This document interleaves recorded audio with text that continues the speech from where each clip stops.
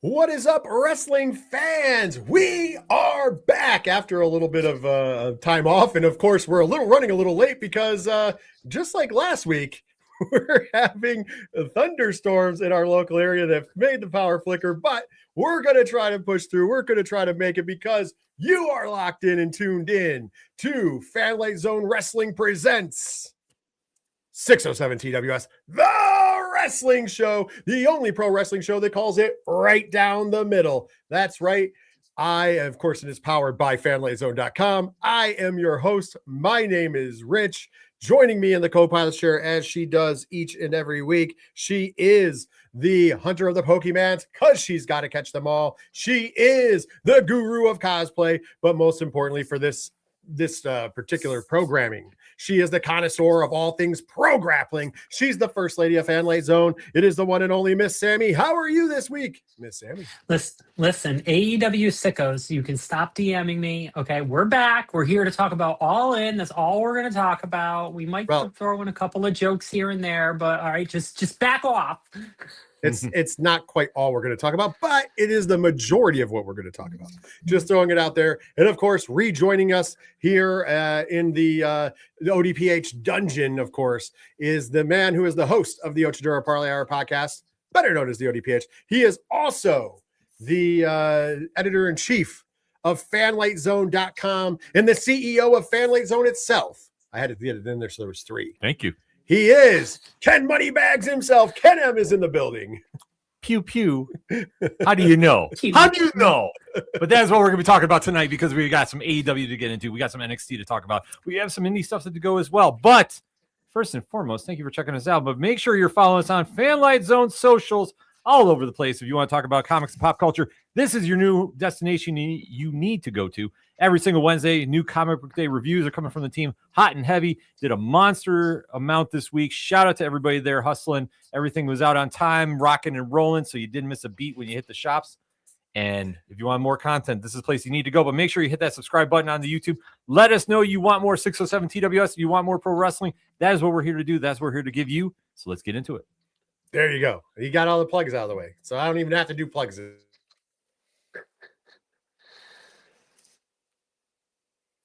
I think my friends might have. He's back. All about you. Oh, so yeah. See, there is it. We are going to probably have some interference. So I do apologize. Hopefully you bear with us. This is what the problem with being live, as I say all the time, and of course with lightning storms in the summertime. So AEW Sickos Rejoice. We are going to be getting to you in a second, and hopefully by then the storm shall have passed. But until then, around the world that is not AEW. So let's open up the floor. Of course, there was I want to spend a brief moment on this. It not because of the story itself, because I don't really want to touch on that, but I want to touch on kind of like what it made us all think about.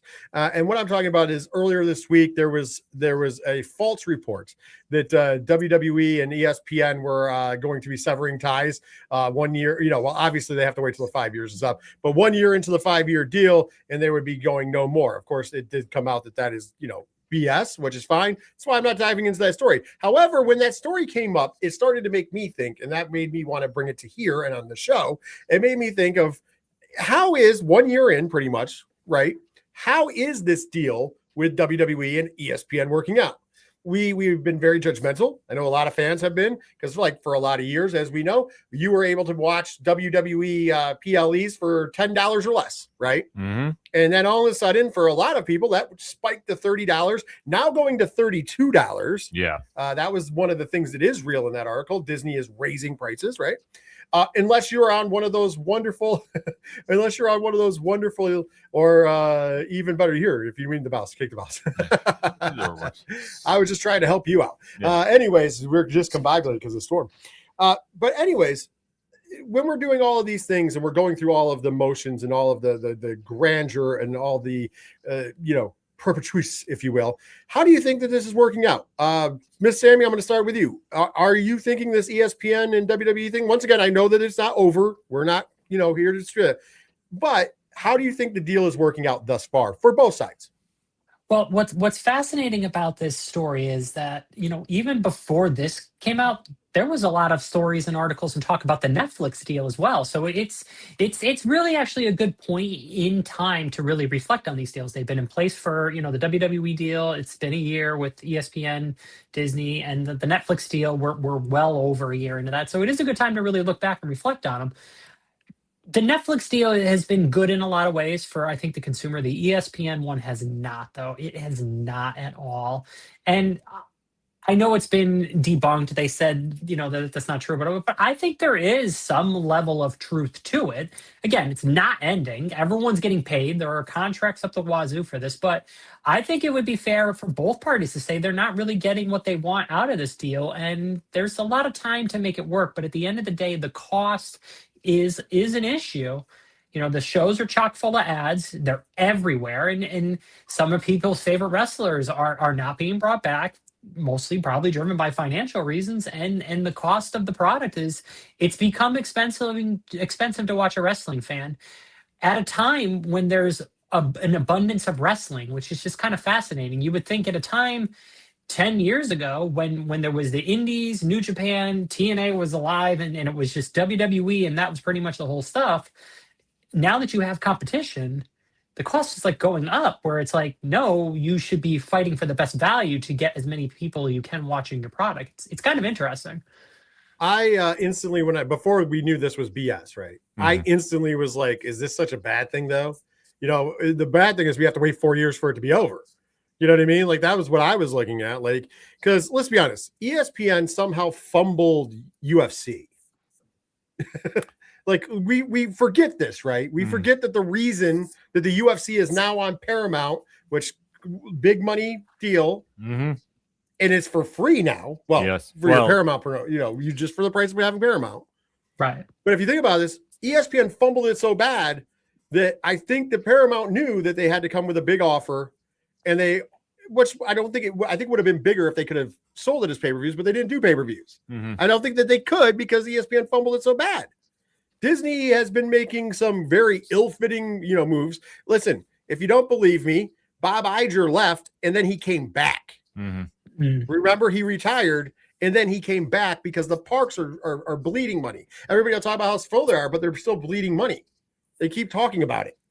Could be because they've outpriced their tickets, right? Same thing we talk about WWE. So maybe this is just a folly. Once again, I'm not blaming both sides because I think both sides are at fault here. I think ESPN thought that they were going to make all this extra money off of WWE. They didn't realize that 3 letters exist out there called VPN. And so therefore, those of us who don't already get it for free because it's part of our package of TV, because for a long time, YouTube TV wasn't. But as of SummerSlam, YouTube TV is now, you get it for free with YouTube TV. It's just like you did. I do believe Comcast was one of them that you got it for free with. There's a few of them. There's a few of them. Yeah. And they're adding more of those. So now, besides those, the people who are going to spend $30, I think a lot of them were like, hey, VPNs, which ironically enough, Stephanie McMahon was shilling right before, all this happened, right? So I don't think they made the money they thought. And that's why those commercial breaks that we all bitch about, think about it. What do they say? Ad break, because they can't sell advertisements during them. So they're not recouping the money there either. And they're just admitting it to our face because they just put this stupid ad break on the television, which is dumb, right? So when you look at that, it's failing on their end because that's their part. That's the business part that they should be handling, right? On the other end, we talked about the creative bankruptcy in WWE for a while now. And right now, people are very unhappy with the product. And because people are very unhappy with the product, you're not going to get people that want to shill out $30 a month or $32 now. Yeah. For a service just to watch PLEs, when you also then have to shill out another. Well, what's the cheapest Netflix thing? $10, $12, something like that. Yeah, it's higher than that. Right. I don't even know. $12, and if it's like $12, and you can get it for free through T-Mobile, I believe. So like, yeah, it's interesting that ESPN's been a company that's been struggling for a long time because they're a sports network, but they can't really show sports in a lot of, they don't always get every NFL game. Yeah, you can do the highlights or whatever, but you don't have every game. You don't have every baseball game. You don't have any NBA or hockey games. Like it's weird. And it was successful for a long time, but a lot of those companies started making their own, those brands started making their own networks. WWE did the same thing. and they've become more successful. And then Fox also got into the game, and they've become very successful with their sports. ESPN's been struggling for a long time, and a partnership with WWE. And at the time, WWE was hot. WWE was hotter, but now that's not even hot. It's a bad mix. I just think ESPN has a kiss of death with things. I just want to throw it out there. The thing about it is, I think this marriage was doomed from the beginning. WWE is a episodic exhibition of sports. I mean, what goes on in the ring is absolutely physical. They are athletes, no doubt about that. But I think for the ESPN audience, which is very different, that it was just going to clash being on there. And I think trying to bring those two styles together was never going to work. I think they are struggling because it's just, you're blurring the lines of the storylines to reality, and it really kind of causes a lot of friction. So I think that for some whispers and hushed tones that there might be some issues. Yeah. But I think that they're going to have them this entire duration. Otherwise, they're going to have to rework the contract to try getting out. But this was destined to happen from the beginning. Like Rich, like you alluded to with the UFC, it's just something when there is something that is a non-traditional sport like MMA or pro wrestling, it's not going to mesh with that audience because that audience is, the four major sports. And then we start going into the other ones as well. I think there's just a clash in the audience, and I think that it's just not working out there. Yeah, I agree. And like I said, we all knew this kind of BS, but it might not be in 3 years or 4 years.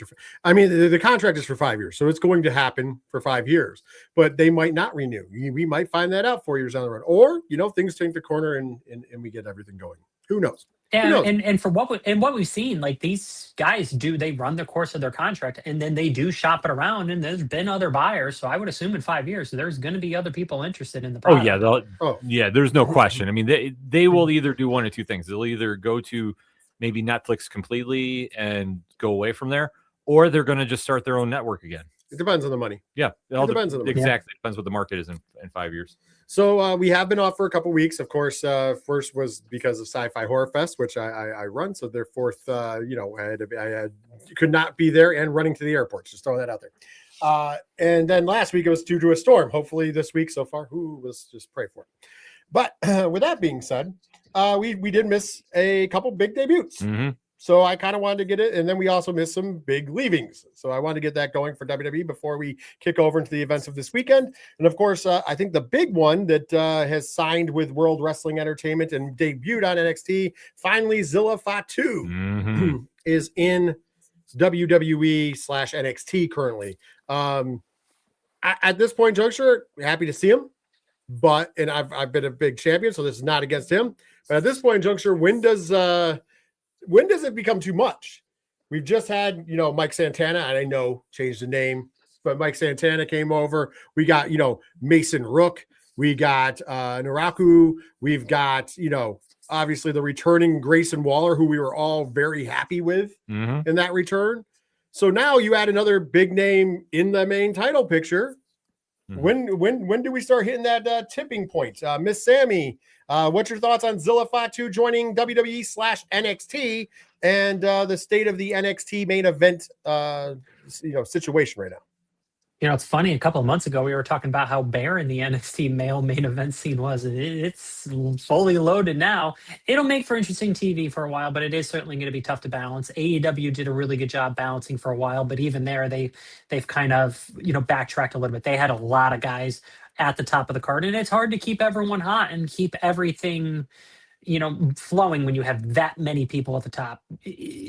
So one thing I think was interesting about Zilla, though, is I think there had to have been the thought of, he's going to end up on the main roster and end up in the bloodline. But since that has been such a dead on arrival thing, it's like, okay, now we really do have to come up with something for him to do here. And Chef Michaels has been able to navigate it. I'm sure they're going to be able to figure it out. But I don't think he's down there for long, though. I think he could be up there Royal Rumble time. That'd be about it.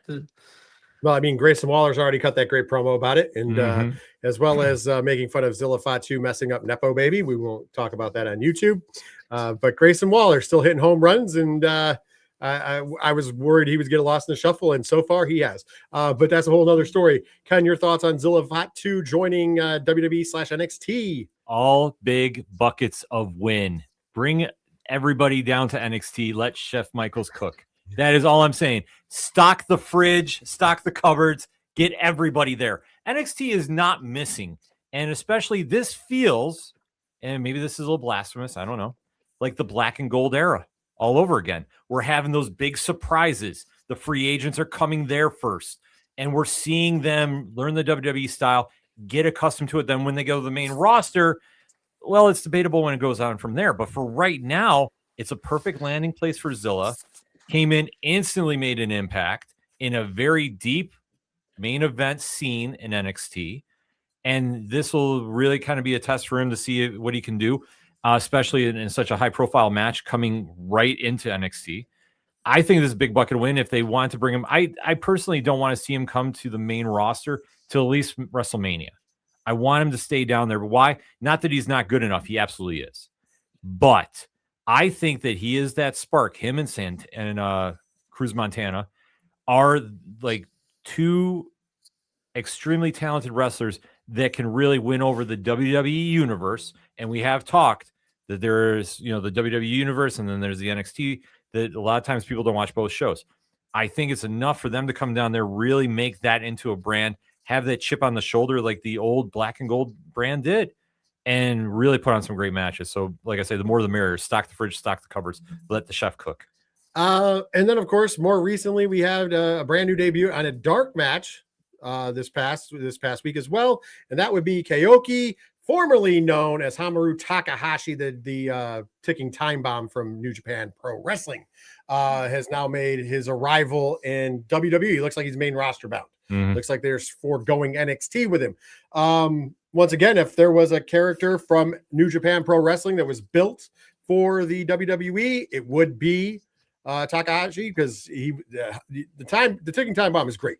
It's a great gimmick. It's been there a while. It looks like they're kind of keeping that gimmick in his entrance that we got to see from the dark match that hit all over online. So it looks like they're keeping the gimmick. It looks like and that's going to work. Of course, also, he has spent tremendous amounts of time in Mexico in his career. So I'm assuming he will be also wrestling in AAA, as that has become a big thing on the main roster as well. Kanem, as well as you're a New Japan fan as well as I am. Kaoki, how is that feeling for you now being a part of WWE? I have mixed emotions. One, I think is a great addition to WWE. No question about it. But as much as Sammy has alluded to for months on this show,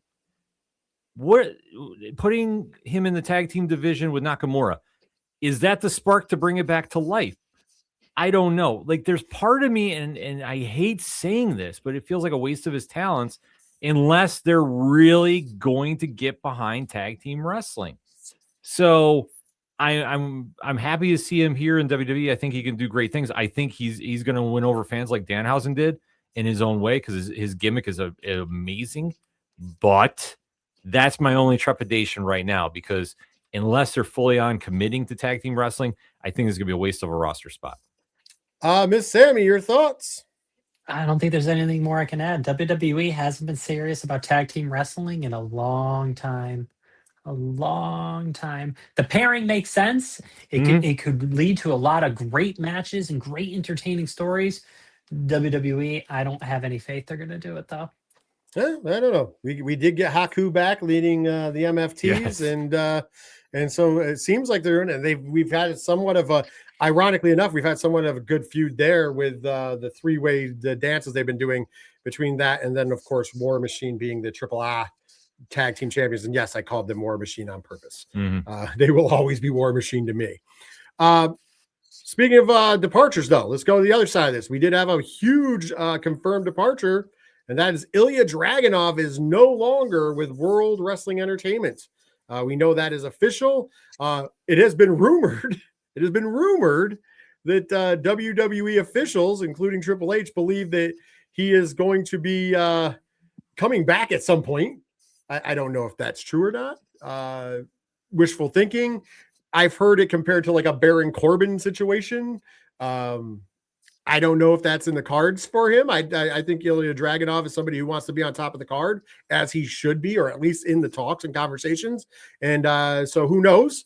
But Miss Sammy, we'll start with you. What's the impact of losing a major wrestling, somebody who could be a definite future star in Ilja Dragunov?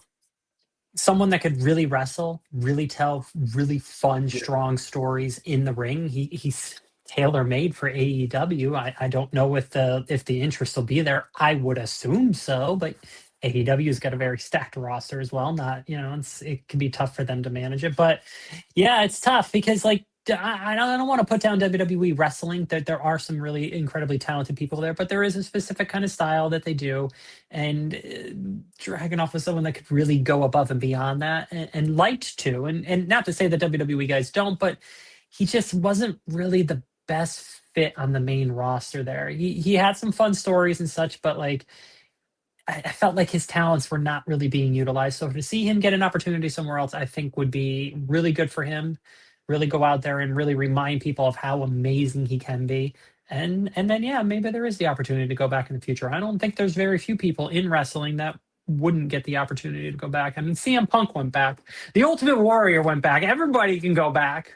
There's a difference between, I want to say this, and anybody can go back, and I do believe that. And if the company is dumbly thinking that they are going to want to come back. You know what I mean? Mm-hmm. Like the way this is sounding is not like, oh, the door is open for you to come back. Cause I feel like that's true of most people. Yeah. The way this is sounding is that officials in WWE are like, oh, well, we just have to let him go because we don't have anything for him now. And you know what? He'll be back though. Don't you worry in a few years time. Here's the thing. You never know. To your point, you just made it the $1 million question. He is somebody who fits a mold in AEW perfectly. He could go to AEW and become a major star, become a world champion, because that's the trajectory he was on in WWE before his injury. Mm-hmm. And even when he came back, people still put him in that same trajectory, right? Mm-hmm. He could go over there, and then who's to say he wants to come back? If they're cutting people under the auspices that they think that, oh yeah, when it's, we don't have anything for him now, but when it's time, oh man, they're going to jump ship right back like Baron Corbin did, which by the way, probably never had the interest of AEW for good reason, right? Because I did see what he did in the indies in, what did MJF call it? Mid, right? That's what he called it. So I'm just saying he's a WWE guy. So of course he came back. But yeah, it doesn't happen for everybody. I mean, Cody Rhodes only came back because, allegedly there's more to that story. And that's the only thing I believe, that there has to be more to that story, right? Yeah. Not everybody's going to be the Baron Corbin or Drew McIntyre or Matt Cardona, who is still pining to come back to the old WWE farm where they left. Some people are going to go see success elsewhere. Do you think Swerve Strickland? I mean, I'm not saying he won't come back, but do you think he's pining to come back to WWE currently? Absolutely not. Do you think that Adam Copeland if he retires in AEW, do you think he really needs to come back to WWE? He's already a Hall of Famer, so he doesn't have to do the Hall of Fame run, right? Do you think that, anybody on that, MJF, do you think he's pining to leave and go to the place he's never been? And once again, I'm not saying that those guys or girls, I didn't even bring up any women, but I'm not saying they're not going to go. I'm just saying, do you think they really are pining for it? Is it that old school day where they're like, oh man, I hope I get the call from the E? You know what I mean? Well, I don't think that is. WWE needs to be cautious about that too, because there were two guys that were very much wanting to go back, and neither one of them are there anymore. Two guys that went to AEW, Aleister Black and our favorite Mexican. They both were there, did nothing, and are now gone. And one of them is, I don't know what he's doing. And the other one is, Ken? How you know? Exactly. Become as big as he ever was as in between Mexico and in NXT when he was at his hottest. Proving once again that you put motivation under someone's ass and boom. And that I guarantee that's what it was. Tony Khan brought him back and said, listen, last time you were not a model citizen, and this time you're going to have to earn it. And so far, so good. Yeah. So hopefully that continues. But Ken M, you want to put a button on the Ilja Dragunov? Yeah. I mean, I think in Ilja's case, first and foremost, if I am him, I'll give the free gimmick out. Just shout us out if you decide to ever return. Say Gunther got rid of you because he didn't want to face you on a pay-per-view. Oh. And just run that until you come back. They were scared of what was going to happen because we never got that on a PLE/pay-per-view. I think, though, in all honesty, and kidding aside, I think Ilja wants to be at the top of the card. He wants to be a champion wherever he goes. I don't think he wants to be a WWE guy per se. I think he just wants to go somewhere where they appreciate his skills and will let him wrestle, where it's not so much about the mic work and the character. And I think that TNA is a great landing spot for him. I could 100% see him go to AEW, but then again, we've always said they have an oversaturated roster. If you plug him in, how is he going to fit for long term? And that's a question. Well, that's anybody that goes over there right now. But it's just to say they have so much a wealth of riches that, when you add one more, okay, what does that mean?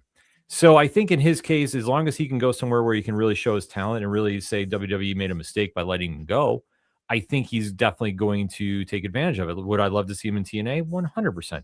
New Japan, please. But if he goes to AEW, I'm not going to be mad, but I don't think he's going to be, clamoring to come back like Matt Cardona was in Baron Corbin. I think that he is just happy to go somewhere where they're going to appreciate his skill work. Absolutely. Of course, also being rumored is, that's just because it's not official. People think that Johnny Gargano is also finishing up, but he is still listed on WWE's WWE.com under the SmackDown roster. So as of right now, live, he is still on there. I wouldn't be surprised if he doesn't try to go away. I'm just going to throw that out there. But as of right now, he's still listed on the roster. I loved that story. Everyone's like, oh my God, he doesn't have it listed on his social medias anymore. And apparently he had never had it since he had been back or whatever listed on there. But shout out to the person that knew that, was like, it hasn't been listed on there since he came back in the first time. And it's like, why are you stalking his page like that? Get a life. Hey, it's notable because he might have always been like, okay, one hand on the back door, because you never know. They like to fire people. But my point still stands that rumor is like whatever. Do I think I would, as much as I don't like people leaving and losing jobs, and I'm not asking for that, I would like to see him go ply his trade somewhere where we can watch him wrestle. Will he come out, though, still sleeping? Planking? Yes. He should just join up tag with Orange Cassidy. Oh, my God. Can you only imagine? Killer gimmicks, guys. All right. So with that being said, let's move on because we have two events to quickly go over before we talk about AEW All In. And we are going to start with the show that is running exactly against AEW All In, because All In starts, what is it? The pre-show is 1 p.m. Eastern, 2 p.m. is the main show? Yes. So it's pretty early on, right? So running up right against it, coming to you from Edinburgh, Texas at the Burt Ogden Arena, it is Triple I's Ola de Calor, which is just Heatwave in Spanish. So Triple I is running a Heatwave because NXT, we'll be talking about it, is also running a Heatwave. We're going to do just a quick rundown. It's 6 matches announced. And this is the show that is running right up against All In. So keep this in mind. I do want to say what everybody here thinks about, including chat, what everybody thinks about the matches listed. We're not going through each of them and picking. But I also want to think if this is a smart idea to run this show against All In. Mm-hmm. So first of all, we have a gauntlet match for the Triple I Reina de Reinas Championship. And the person who wins this will get the match for that belt at Triple Mania 34. It does not say night 1 or night 2. Next up, the Triple I World Tag Team Championships will be on the line as the War Raiders, Eric and Ivar, or like I like to call them, War Machine, will be taking on Los Americanos, Rayo and Bravo Americano. Then we are going to get El Carcinero taking on To Be Announced. So that is an open challenge. It could be any talent. We'll find out. Next up, we will have a fatal 4-way for the vacant Triple I Latin American Championship as La Parca will take on El Fiscal, will take on El Hijo de Dr. Wagner Jr., will take on Damian Priest. Then there will be a triple threat match for the Triple I World Cruiserweight Championship to get a match, that is, at Triple Mania. Have you noticed that it's not for the belts, it's for whoever's going to get the fight at Triple Mania? Yeah.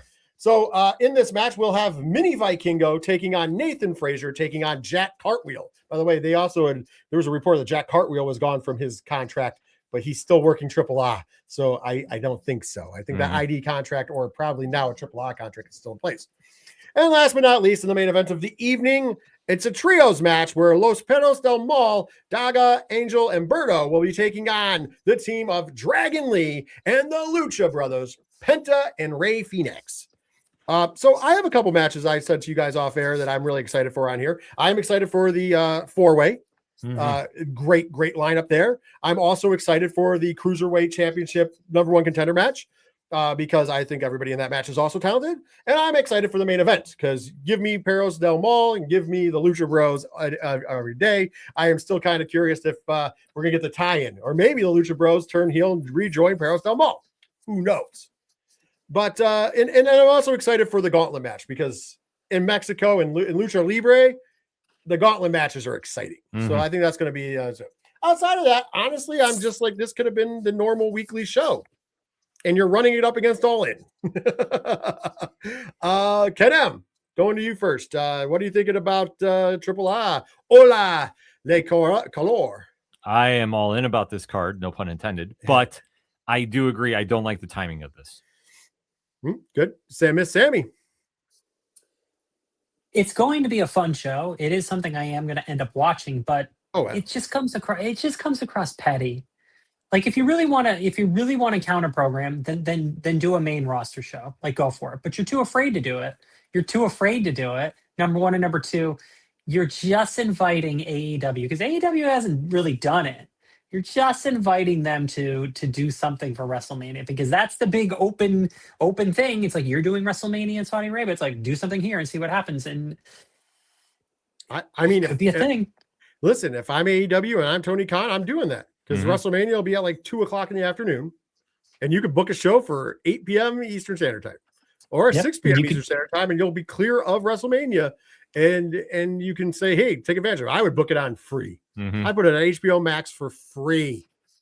Yeah, and I would do it in Vegas just to really piss them off, and I would do I would embrace all the fanfare that comes with WrestleMania weekend because there's a ton of stuff. There's a ton of independent wrestling and conventions and signings that go around it. I would just embrace all that.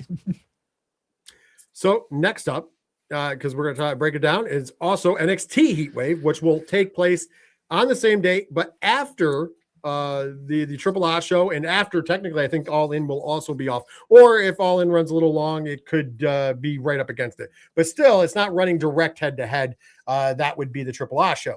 But anyways, it is also from the Burt Ogden Arena in Edinburgh, Texas. I'm going to get a rundown of the card, and once again, because like I said, we're breaking down All In, so I'm not going to break this down, but we're going to get a rundown of the card, see what you feel about the NXT show, right? First of all, we have a submission match, Jada Parker taking on Natty. Then we have the NXT Tag Team Championships on the line as your champions, Miles Bourne and Tavion Heights, will be taking on the Vanity Project, Brad Baylor and Ricky Smokes. Next up, NXT North American Championship is on the line as Miles Bourne, the double champion, will be defending that title against Jackson Drake. Following that up, we will get the winner takes all triple threat match to unify the NXT Women's North American Championship and the WWE Women's Speed Championship. So I guess we're getting rid of the Speed Championship. Good riddance. So the NXT North American champion, Zarya, taking on the the WWE Women's Speed champion, Ren Sinclair, and also in this match, Callie Armstrong. Next up is the NXT Women's Championship match, your champion, Kendall Gray, defending against Kalani Jordan.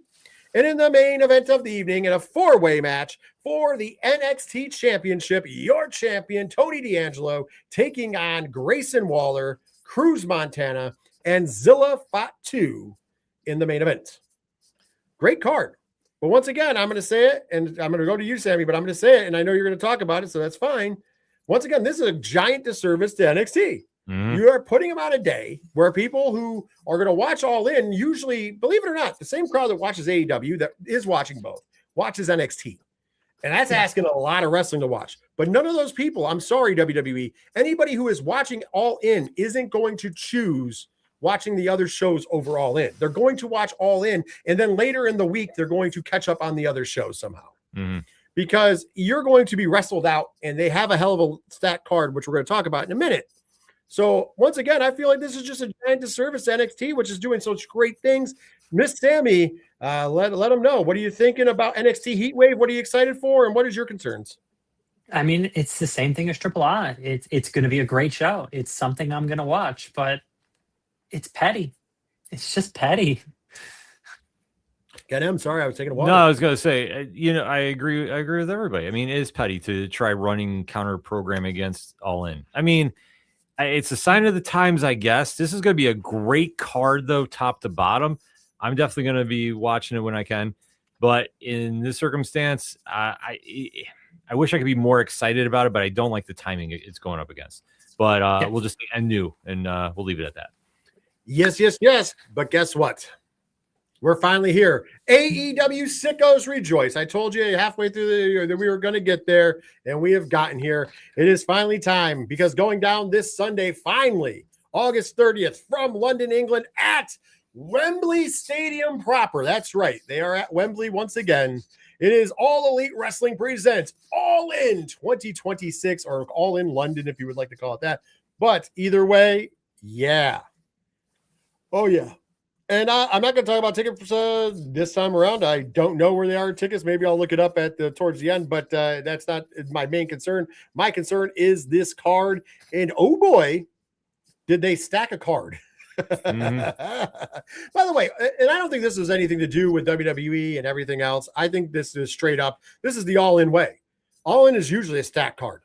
It is their WrestleMania, if you will, for lack of a better term, right? It is the WrestleMania. So you have to kind of have this go down. So we're going to do this the old-fashioned way. We're going to break down the card. So far listed, there is 1 pre-show match and 8 main card matches. So far listed. That I think that's going to change. Usually they're going to settle around 12, probably 2 more pre-show matches, maybe 1 or 2 more main show. Hopefully not, though. I like where they're at here. Maybe a pre-show. You could add another pre-show match. Mm-hmm. But I don't know if I really want another main show match, because I think what they have here is fantastic. So let's go over. Let's talk about the pre-show match that we have announced. This is a mouthful, so bear with me. It is a Casino Trios Royale Roulette for the AEW World Trios Championship. Okay? So basically, from what it looks like is Trios Royal Rumble. Yes. From what I gathered, right? Am I missing something? That's what I'm taking it as. And I'm calling it Royal Rumble because whatever. So instead of 1 entry, it's 3 people at a time. I don't know. Well, we're going to find out together. I like how you got the Thor hammer. All right. So first of all, of course, right. we have to have the AEW World Trios champions in this match. Hangman Adam Page and Bandito and Brody King. And here are their opponents. The Bang Bang Gang, Jay White, Austin Gunn, and Colton Gunn. The Conglomeration team of Orange Cassidy, Kyle O'Reilly, and Roderick Strong. The Death Riders team of Claudio Castagnoli, Pac, and Wheeler Yuta. The Demand team of Ricochet, Bishop Khan, and Toa Leona. And then we have the Dogs, David Finlay, Clark Connors, and Gabe Kidd. And there's a wild card entrant. So to both of my friends here, I would like you to see who you think is walking out of London, the AEW World Trios Champions, and go ahead and throw your wildcard team pick in there. Since we'd like to go with the ladies' first philosophy, Miss Sammy, you are in the hot seat. Who you got? What's going on? Well, the wild card is going to be the winner in Swerve Strickland and the New Day. Well, they won't be called the New Day, but the New Day making their debut. The New Day making their debut with Swerve. I like that. Ken M.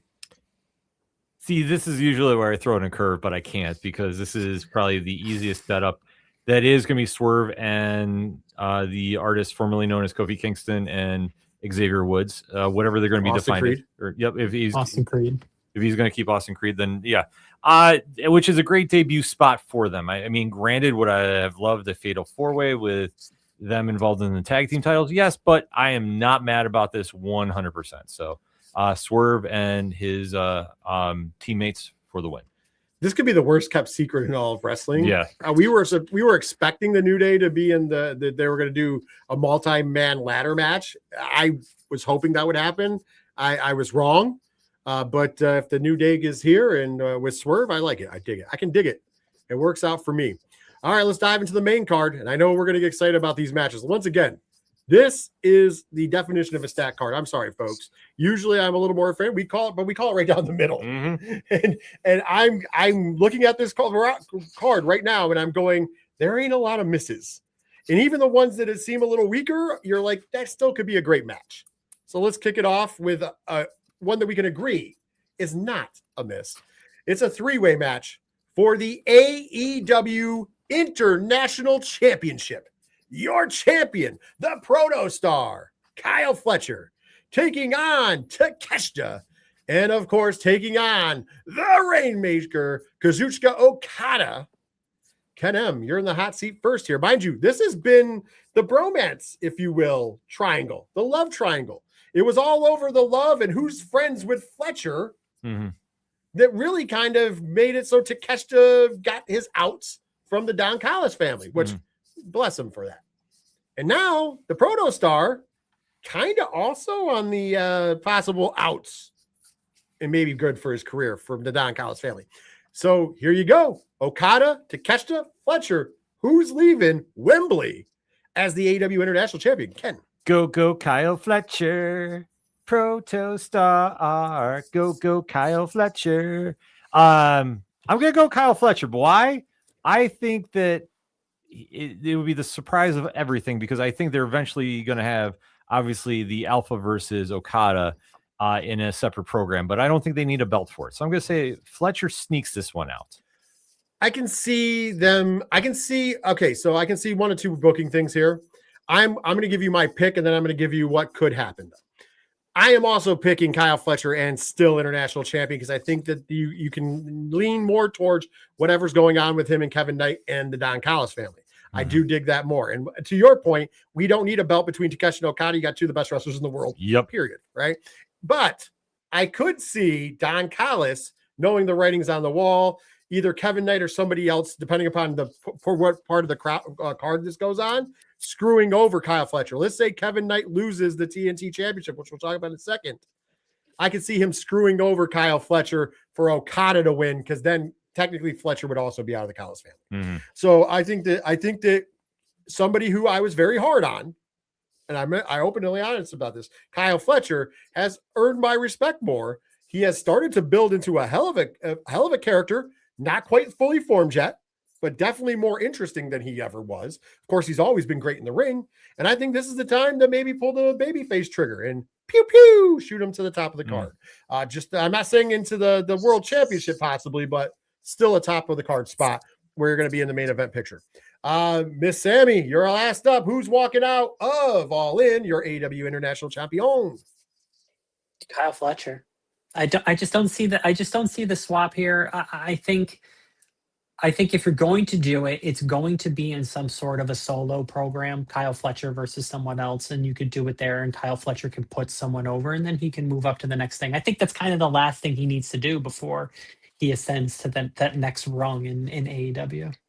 I agree 110%. We just talked about it a second ago. In a Falls Count Anywhere match, AEW TNT Championship is on the line as your champion, Kevin Knight, takes on Darby Allin, the former AEW World Champion, the pillar of the company. This is an interesting one. This is, honestly, I can see this going either way. Now, I'm going to pitch it like this. I think Kevin Knight stays and still. That's my pick. However, like I said before, you could mix the booking up and it would be really good. Darby Allin comes out with the win. Maybe a distraction from Kyle Fletcher. Maybe just because Kevin Knight's too full of his own, you know what?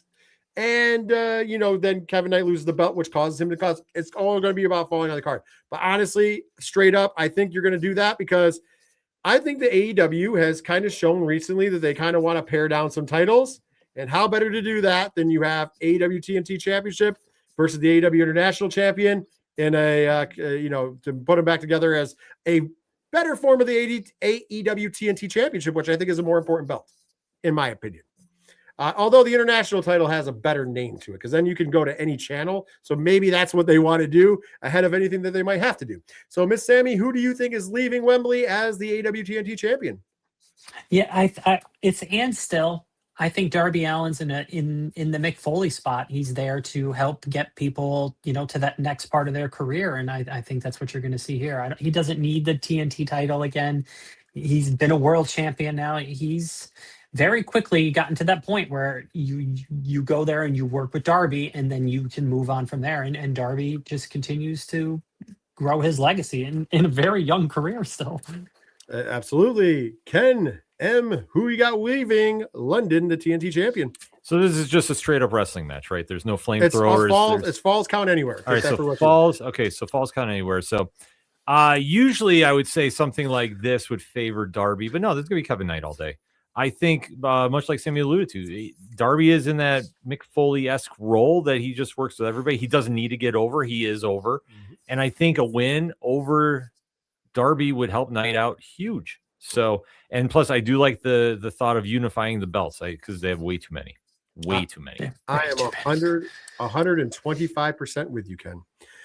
Next up, the AEW Women's World Tag Team Championships will be on the line as your champions, Divine Dominion, Megan Bayne and Lena Cross, will take on the Brawling Birds, Alex Windsor and Jamie Hayter. Of course, they are both from England, so they have home field advantage here. But they are going up against the Divine Dominion, one of the most dominant tag teams on the planet. Miss Sammy, you are up first. Who is leaving All In, your Women's World Tag Team Champions? Brawling Birds. You got to get the hometown pop somewhere. I know there's a strong possibility we're going to see that in the main event. I think spoilers, I think it will be, but you got to lean to that hometown crowd. So Brawling Birds. The Birds make the most sense, not even just because it's the home field advantage, but I think that the Dominion has had a great run, but they have to lose sometime. And why not to the Birds? If you're really going to establish them as a tag team, this is the time to give them that big win. I am also picking the hometown hype of the Brawling Birds because I think that's a perfect time to have the Birds take a win. Also, you've done, and I'm not saying they can't come back, but you've done all you could with Divine Dominion currently because you just had them run roughshod too. So we need to see them face some adversity before they come back because let's be honest, it has just they've been on a tear in the women's tag division. So the only way to kind of like make it fresh again is to get somebody fresh in there. And the Brawling Birds are over. They're going to be even more. They're over in the States, but they're going to be even more over in London. And I think it's just a good time. It's a good time. Next up, the Continental Challenge Cup final for the AEW Continental Championship. Your AEW Continental Champion, Jon Moxley, taking on, a lot of people were surprised about this, not me, because I knew that it was a good hometown pop. That's right. In it to win it, Nigel McGuinness. So Nigel McGuinness, Jon Moxley for the AEW Continental Championship. Once again, home field advantage does go to Nigel. However, Ken M., you are in the hot seat first. Who's leaving Wembley, the AEW Continental Champion? Nigel, because I think he retires right then and there. Ooh. I like what you think. And I'm going to actually hearken it. I also think Nigel wins. I didn't put the retirement angle in, but he could. I agree with you. I have to give a shout out to somebody on Threads that was interacting on FLZ. They brought it up. I will shout them out next week if it does happen. But they mentioned like Nigel's going to retire, and I'm like, the minute they said that, I'm like, that makes perfect sense. And like I said, I will be 110% okay with that. However, like I said, I still think Nigel McGuinness is going to in it to win it. I think this is going to be the swan song, if you will. It doesn't mean he'll be champion long, even if he doesn't retire that same night, which he could. I think he's probably going to drop it pretty quickly, but at the same point in junction, it'll be nice to have him get that one last pop in his hometown. So that'd be cool. Miss Sammy, you're up last. Who's going to leave the Continental Champion? We can't align on everything, so I'll pick Moxley here. I like how you're like, you can align on everything. Here's the other thing, and I will throw this out there because I know that you're doing that. But here's the other thing: I think that you need to start moving Moxley back in the world title picture. Yeah, especially I think that he needs to get back in the world title picture, and get rid of the Continental title would be a perfect way to do that, right? All right, next up, this is another fun one for everybody. It is the men's casino gauntlet match, where the winner will get a future AEW World Championship match. So far, these are the only people confirmed for the match: Andrade El Idolo, MJF, Tommaso Ciampa, Mark Davis, and Ken M's favorite wrestler, Chris Jericho. However, we all know gauntlet matches, they don't always have a set amount of participants, but they definitely have more than, 6.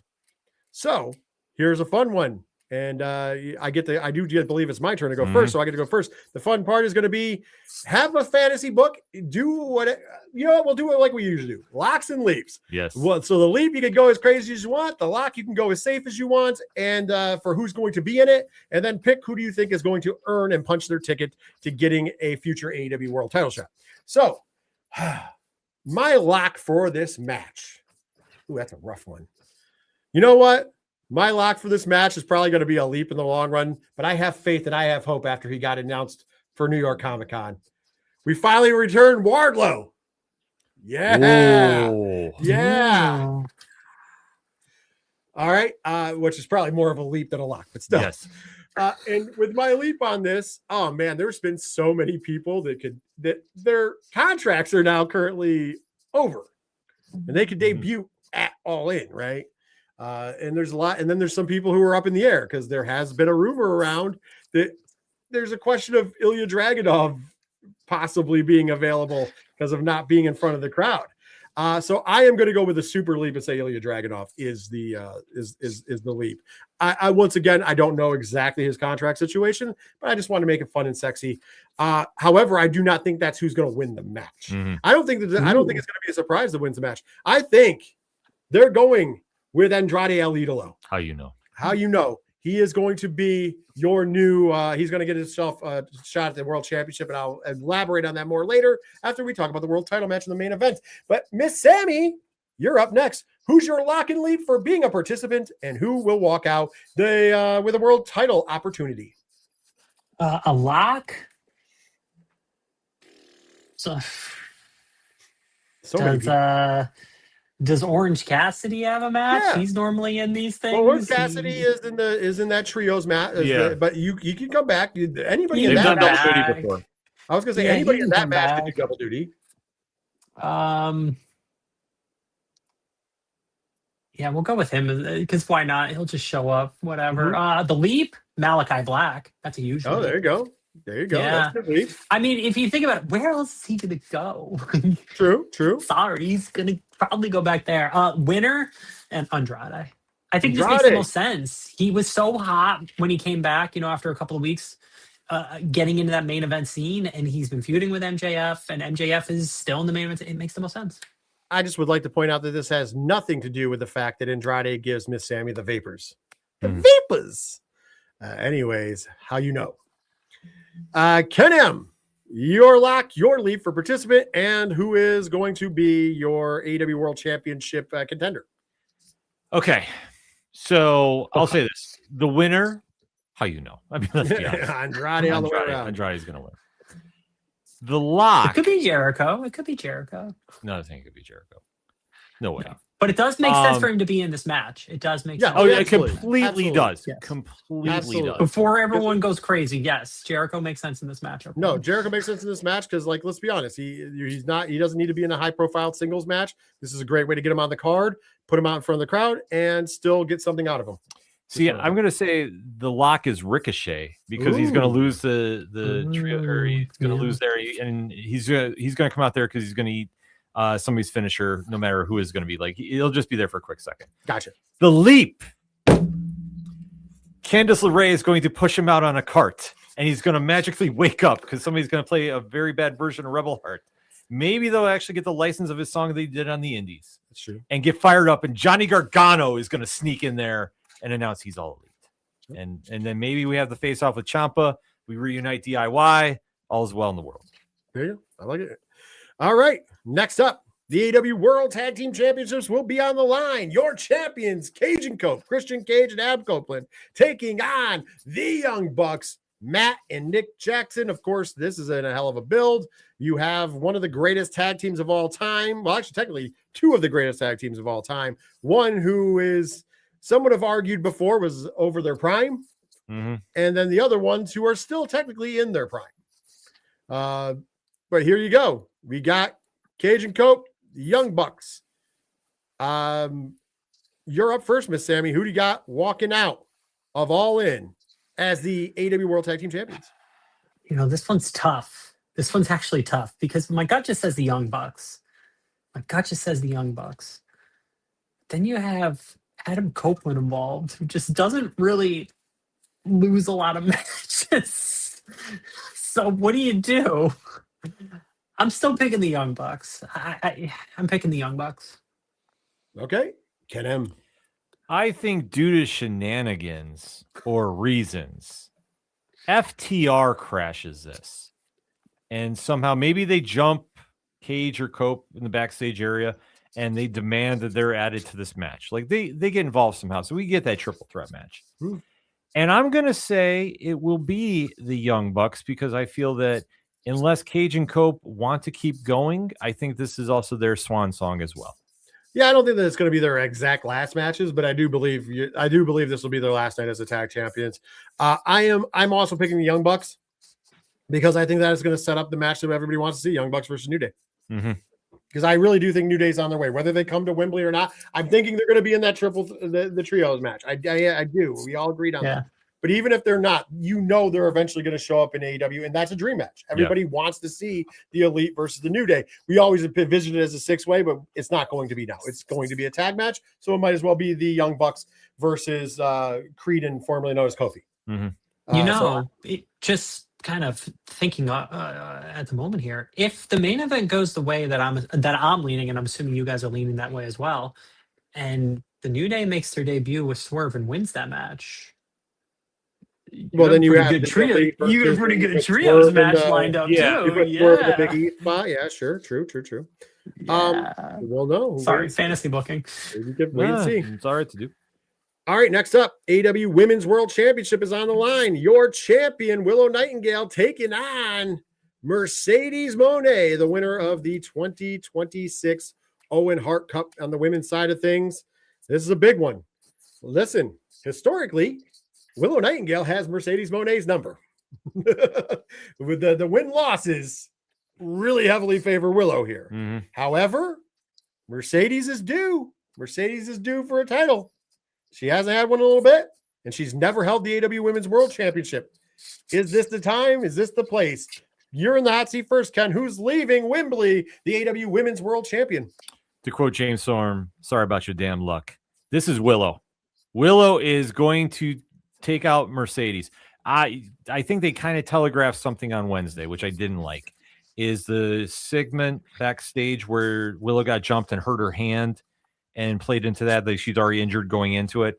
I think the fact they did that, I think tips off that Willow's going to walk out with the belt. Now, I don't know contract statuses with Mercedes or whatever the case is, but I think that maybe she puts over Willow on the way out.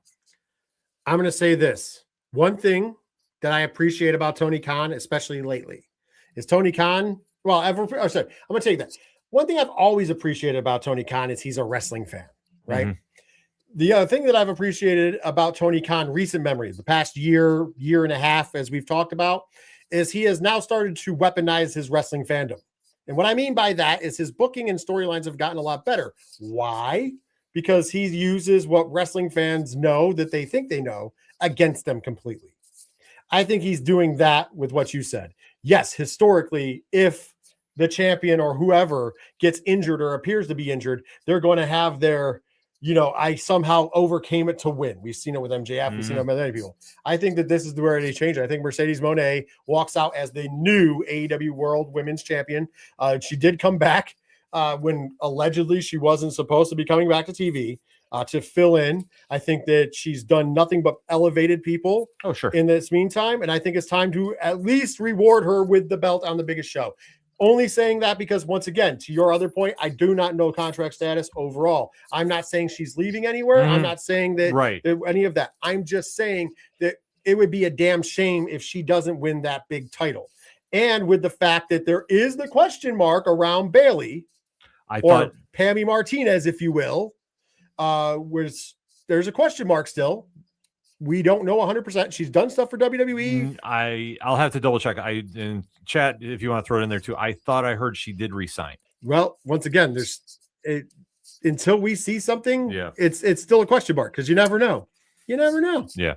If that's the case, who knows? If she resigned, that's cool. Maybe then the Mercedes, but then again, Mercedes seemed awful happy to think about coming back. We don't know. And in this day and age in wrestling, we really don't. Right, sure. And also, you have to remember Britt Baker sitting in the wings, technically, possibly. I mean, Tony Khan has said more about Britt Baker in the last 2 weeks than he has in the last year.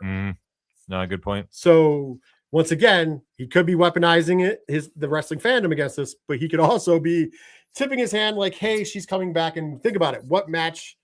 The match that we all want, that we got kind of robbed on, was Mercedes versus Britt. Yeah. So I feel like if that's the case and that's the ace up the sleeve, you have it in spades. So I feel like that could be happening. Miss Sammy, sorry, it's your pick. No, it's okay. It's okay. There was a lot of great points there, and I'm picking Mercedes. There were some reports that Willow might legitimately be injured. Again, it's wrestling; you never really know, right? But at the end of the day, I think it just makes the most sense. And if Willow is legitimately injured, then it definitely makes the most sense. But yeah, Mercedes is going to get that big win, and if it's an in-story thing of Willow being injured, I think this whole match is she's going to be going after it, which would be good. It's something that's like very old school wrestling. It's something that even WWE has not really done well over the past couple of years. As someone really going after injury, they do it in the match, but they don't do it a lot of like setting it up beforehand really well. So I think it makes the most sense. And you're right, there's been a lot of Britt Breaker talk, so we'll probably be diving into that in the next week or so, because there's a big show coming up with AEW that makes a lot of sense for her to be there. Yeah, absolutely. Well, with that being said, we are now on to the main event of the evening. And we know this is the main event of the evening. It is for the AEW World Championship. Your champion, the best bout machine, the cleaner, Kenny Omega, taking on the aerial assassin, the Billy Goat, the 2026 Owen Hart Cup men's winner, Will Ospreay. Okay, this thing got wild quickly. Yeah, it did. We went from friendly feud to right back into the fact, because you have to remember, this is the rubber match. This is the trilogy for Ospreay and Omega. And let's be honest, Will Ospreay has been deemed for quite some time the next Kenny Omega. Well, we still have a Kenny Omega. Yeah.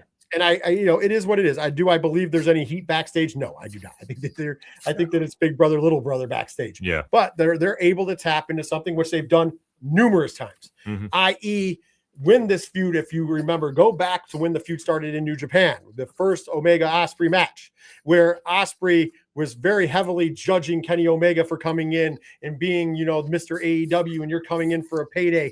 And I was here during the pandemic while people that I loved were dying. I was here in Japan and I was stuck here in a little room because if I went home, I had to be quarantined for 2 weeks in a tiny room the size of a closet.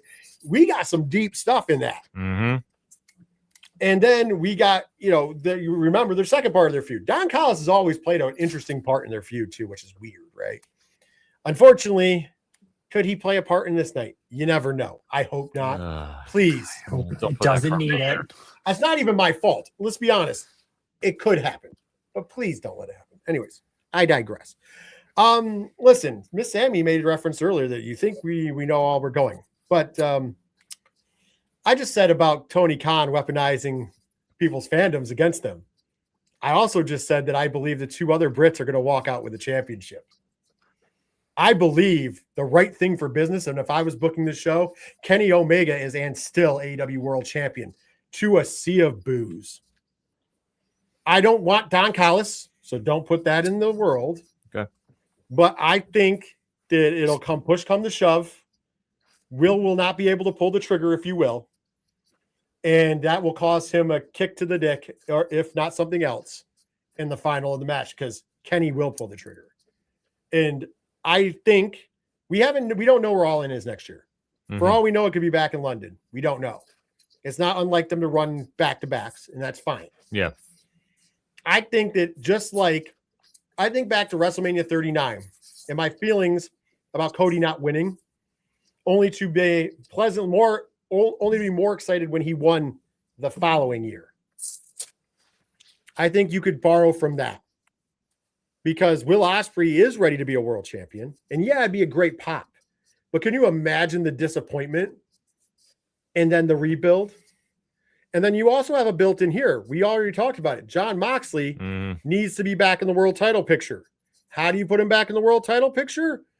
Him and Ospreay can have a proper program. Him and Omega can have a proper program.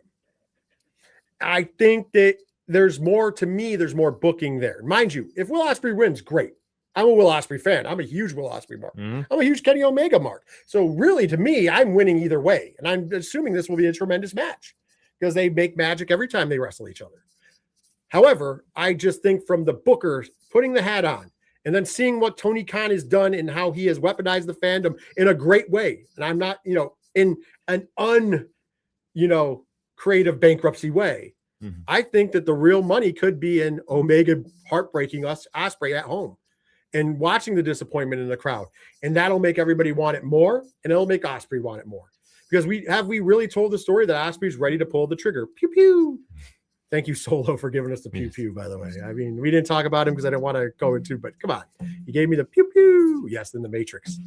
But I think once again, I'll be happy either way, but I'm just going to pick with the business sense. I think Omega walks out champion. Miss Sammy, I know you disagree, so go ahead. AEW World Championship. Who's walking out and why? It's not that I don't disagree with that. I think the thing that's problematic with that thought, though, is that doesn't he need to beat Kenny Omega then? So then you're going to have Omega be champion for a year? Why not? I don't know. Do you? I guess that brings into questions Kenny's health, and we know he's healthy now and everything. But does he really have the fitness to be champion for a year like that? I don't know, and that's a fair question to ask. It is a fair question. No, it's a fair question. Yeah. I will say this to just kind of. I think if you utilize him as a heel, you could. And I know people are going to hate this, that are sickos, but it would make more sense. You could utilize, I will call them the Roman Reigns rules, where you only have to defend the title on pay-per-views, or you get him out of doing some defenses because you do the triple threat match you talked about, the Bucks and him versus New Day and Swerve, because that wouldn't be for a world title, but it would be a main event quality match on a pay-per-view. Am I not wrong? Yeah.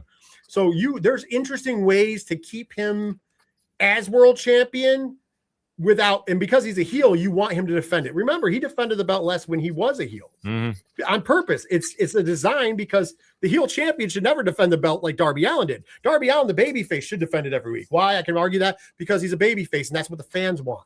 The heel should be like, you need to earn to watch me wrestle. MJF is famous for doing it. And I'm just saying, but I agree with you. It's a harder sell, but it does make sense on some level. And then you get a whole year of program. Well, you're going to dodge Ospreay for a year. Think about it. Actively dodge him. No, and I agree. It would be a great program. I think it really just boils down to because this program has been, again, it's years in the making, but with this iteration of it has been kind of quick. It's only been like a month and a half. True. Yeah. Short. It's been very short. So like you said, you could really stretch this out. It really would just boil down to Kenny Omega's fitness of being able to want to carry the big belt for an entire year. So I think on the flip side, though, if they're going to pull the trigger, my only question is going to be, is he getting the kick out of the one-wing angel? Is that going to happen here?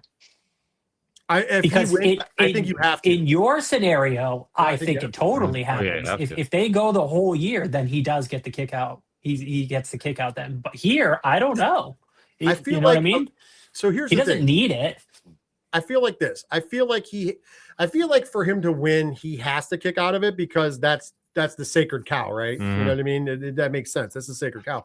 However, here's the thing. That's why I think that it would be better to wait the year, because then it feels more earned. Because if you think about it, it feels more earned. Because remember, that's one of the most protected, if not the most protected finish in all of wrestling. I mean, it is the move that, remember, that was what the Okada Omega original feud was built over, that he never hit the one-winged angel. Never hit it. He never hit it during the match. And it was always, if he hits the one-winged angel, he defeats Okada. And we finally got it in that final match on that third fall when we were no time limit. Yep. We finally got it, and true to form, he gets the pin. So I feel like you have to, and once again, it's a great storied feud. So if he kicked out of it, I'd be all right. But I feel like if you waited a year and then he kicks out, oh boy, that's going to be a place coming unglued. Right. And with Omega's fitness currently, he's still a top of the card guy. So it's like, I don't think it's time for someone to do that. I roll the dice. Yeah. I roll the dice. I think you've sold me on it. I think you roll the dice on this, and you try and make it work. And again, you can pivot. You always got MJF. You can get the belt back to him. I mean, if it falls apart, but we got pivots. I think you're days. Right. How do you know? Right. I think we have pivots for days. You have Andrade. Once again, though, heel Omega versus Andrade. Great match. Great feud. MJF can work both sides of the aisle anyways. You can do a heel versus heel match and it's going to get over because MJF will still have cheers because he's MJF. At the end of the day, he's our scumbag, and that always comes back, right? I think Tony Khan's also done a really good job over the I think Tony Khan's also done a really good job over the past, year and a half or whatever of really kind of sticking it to the critics of AEW. Oh, we don't do storytelling here, we don't do this. And this would be a big middle finger in people's faces to tell a year in a month story, which really is even longer between the two of them. I got the best one for you. How about this? And mind you, we won't win, but what about this? This is a perfect way for Hangman Adam Page to even get a shot. Because he goes up to Kenny Omega and he bothers him enough where he's just like, you didn't have to do that, right? Like you're better than this. And he's kind of like questioning him. It makes him question himself enough that Kenny Omega's like, I want to fight you. And I know you're not supposed to get a shot at this, but because I want to fight you, I will waive that rule. And it would be a good way to get Hangman in the title scene for one match, which would build excitement because everybody loves Hangman. Once again, Hangman doesn't need the belt either, which is kind of ironic when people are always like, people are over. Hangman's is over. Yeah. Let's be honest. Yeah. And I know we haven't gotten your pick yet, but sorry, we've just been pontificating. No, it's perfectly fine because I'm saying time limit draw. Our old friend. Yep. Why not? Because here's the thing. There's something that you said. I believe Mr. Ospreay wrestled. Was it a year ago that he was officially signed to AEW, or is it 2 years? 2 years ago. It was 2 years ago. It was the first time they were at. The official signing was the first time. The first time they were at Wembley, he was not a wrestler. Okay. The second time he was signed, yes. Because when we were watching at our watch party, you mentioned when he came out and saw the spectacle, saw everything going on in the crowd and the fireworks going off. And I remember you said to me that this is why he signed. This is why he's coming over, because he's going to be world champion here. Now, I'm not saying that we have to stay to this, but this is where I think we're going. As much as I think the Omega move would work, I think they are going to do the Ospreay move here for that moment, because I think they want that iconic moment. First time, I believe, an Englishman has won the world title in the home country. I think so. I think he made a comment about that. It was, correct me if I'm wrong in the chat. I think so, yeah. But I think, though, he doesn't get to celebrate at the end because that's where I think he gets jumped by either Moxley or somebody debuting. Something happens that extends it. I mean, I would be perfectly fine if Omega won. I really would. But then there's the question, are the Bucks going to go heel with him? Because then you have to set up that match with Swerve's New Day. I think that's how you turn them heel, because I think you have to if they're going to go against the New Day, because I don't think the New Day can be a heel. Like, not at first. They're great heels, don't get me wrong. But at first, they're going to be over. Right. So, but that's what I say. Like, there's a little more uncertainty that, I mean, sure, could they pivot? Absolutely. Oh, absolutely. There's pivot room for days. Man. Yes. But that's where I think that they're going to go for the iconic moment with Ospreay. I really do. But could I see them say, like, maybe it's like a foot on the rope? He didn't see it. The win is tainted. Sure. Could they do something like that? Yeah. If they don't want to go full with Omega. But I would say this, I'd be more happy if they did the Omega move. I think that there is a lot more mileage to go with that. I just don't think they're going to, because I think that this is why Will came over. Listen, I agree with you. Like I said, I will not be upset if he wins. Yeah. I will think the pop is amazing. I just am I putting the Booker cap on? Oh, sure. No, if I'm booking the territory, I'm going, man, I have like, and it was literally it was a couple days ago that I came up with this. I'm like, you have a lot more. I mean, and what also proved the point about you saying about getting the full year, he wasn't on Dynamite. You don't get to see the bride before the wedding. Mm-hmm. And you didn't get to see the world champion on Dynamite in Scotland. Mm-hmm. So my point was like, they've already kind of planned the seeds that you could really Roman Reigns him. Oh yeah. I mean, it's a possibility. And once again, though, to Sammy's point, he looks amazing. He's, as of right now, everything's good as we know of, and I hope that stays that way forever, right? But we do know we're up against time here, because he does have, he's 40. He's going to be 43. His birthday's right around the corner. He's going to be 43. Me and him are the same age. Plus, he has the diverticulosis. He's got a lot. There's issues, right? And that's a hard one. That's a hard one. There's only one other person. He's come back from it, and Brock Lesnar came back from it. Mm-hmm. So two guys have come back from that. Okay. And both of them are physical specimens. Let's be honest, right? Because say what you will, Kenny Omega looks amazing. Oh, yeah. Oh, absolutely.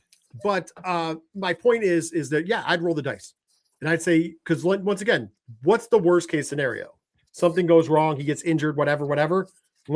In case of emergency, break window, you have Andrade, you have Swerve, you have MJF, you have Moxley, and that's just 4. And there's actually about 5 more that we could throw in there that you could make champion and take the belt up. Kevin Knight could be a guy if you want to go young. So couldn't Kyle Fletcher if you wanted to go young in a pinch to get the belt off of him, to get to a program with Osprey to win the belt from Osprey, right?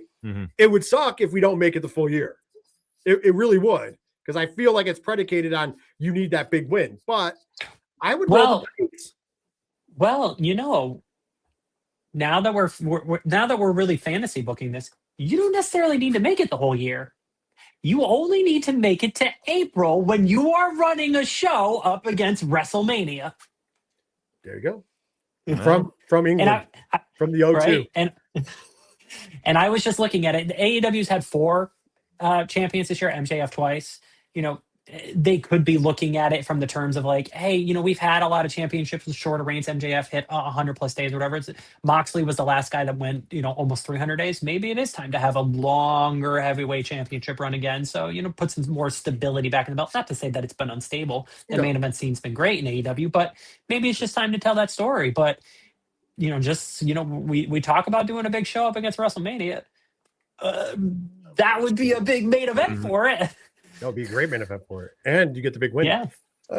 Like I said, I can see it going either way, and honestly, I'm happy either way. This is why when I said, why would you counter program this show?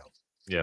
Why would you think that that's a good idea? Like I just listed off, we just went through the whole card, and there is not a weak link in the entire card. Quite frankly, the only potential weak link is if Willow is really injured. Like that's it. Right, and you're still she's legit injured. Yeah. I'll be honest with you. I don't even think that's a weak link. Because she's still going to go out there. And Mercedes is the perfect opponent because she's going to work around it.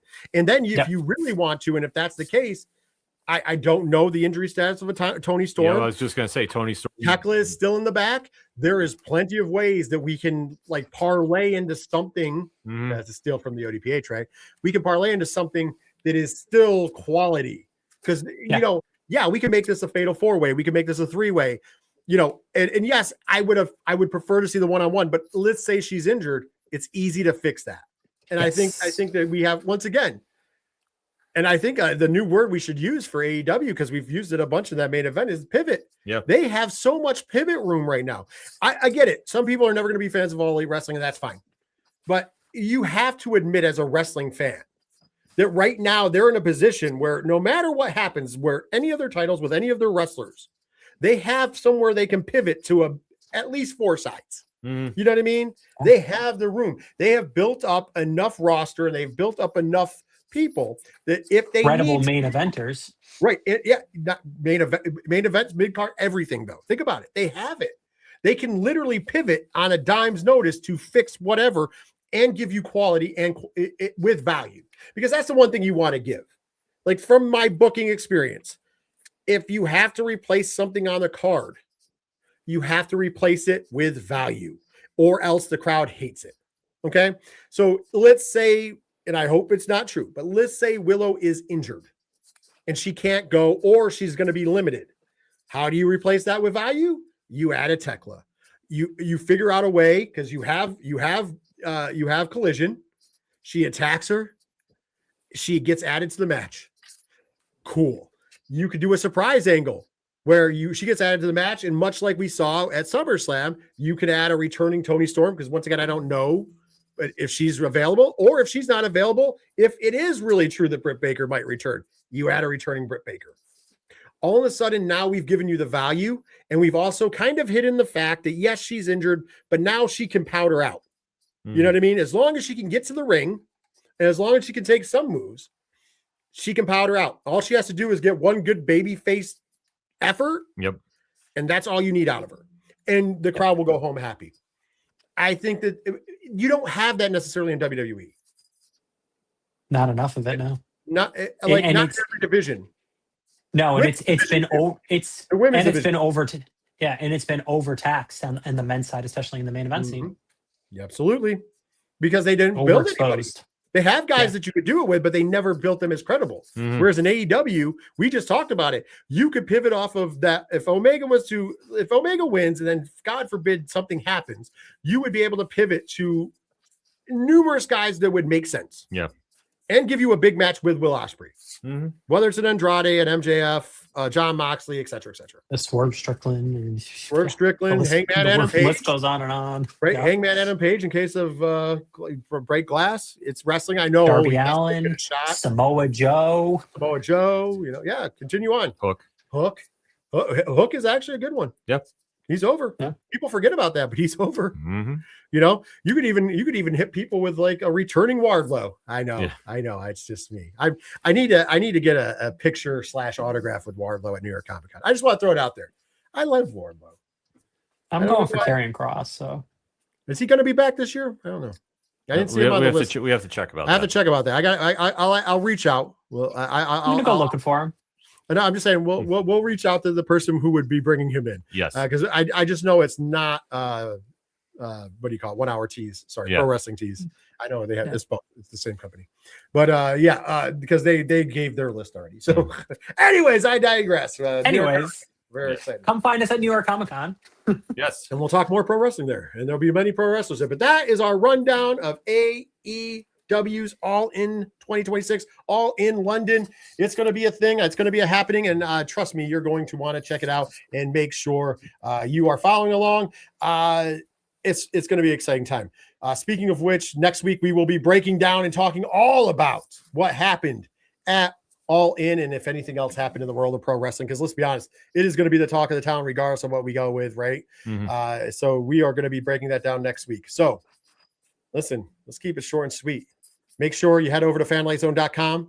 There you can find all the links to the social medias. You're going to want to follow us on social medias. We'll be chatting. We'll be talking wrestling. We'll be talking comics. We'll be talking everything else. Also, while you're there, make sure you check out those amazing comic book reviews that come out every Wednesday.